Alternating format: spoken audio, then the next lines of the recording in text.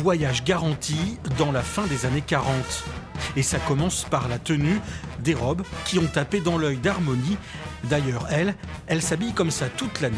Je dirais qu'on est féminine sans pour autant en faire trop. Voilà, c'est ça que j'aime bien dans ce style. Puis ça change. Vous habillez comme ça tous les jours ? Oui, moi tous les jours. Enfin, j'essaye tout du moins. Mode, déco, tout y est et tout se trouve. Mais il y a aussi de véritables morceaux d'histoire, comme cet affût anti-aérien de 1943.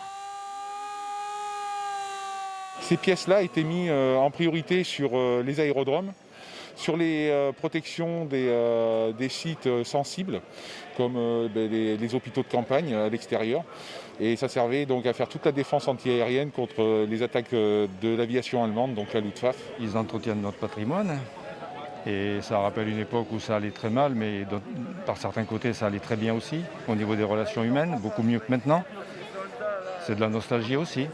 Côté reconstitution, il y a aussi ce poste de soins avancé britannique avec son matériel de santé d'époque.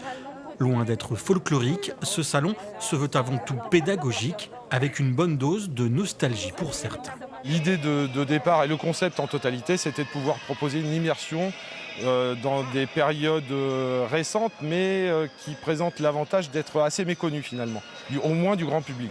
C'est plus qu'à la mode, c'est même plus une tendance. Les gens viennent par plaisir aussi se confronter à toutes ces périodes de l'histoire qu'ont vécu leurs parents, leurs grands-parents. Prochaine immersion à La Rochelle les 14 et 15 novembre prochains.